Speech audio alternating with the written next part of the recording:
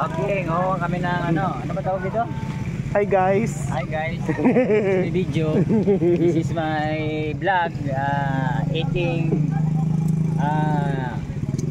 wild fruit. Anong tawag nito ay? Wild fruit.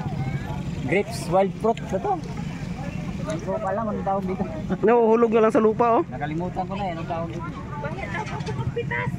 Blackberry? May bayad mo. May bayad? Pag nahuli. Pag nahuli. Masama na nga yung ano sir. Pag nahuli sir. Ano bayad?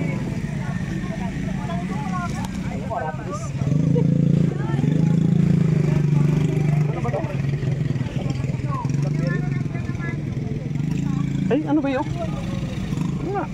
Ano tawag sa probinsya nito ba? Nakalimutan ko tawag dyan eh.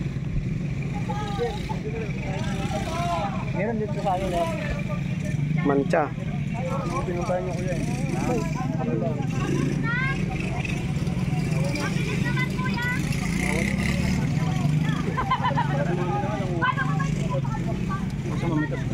Ang dami ko na nakain doon.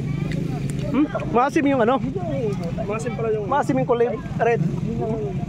Prutas pala talaga siya.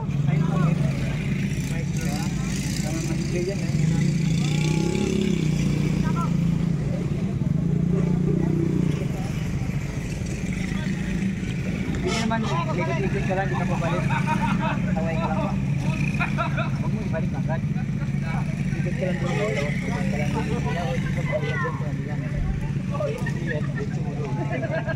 Zipline na lang yan. Saan? Saan? Zipline na lang tayo ba eh? Ha? Saan may zipline? Tara.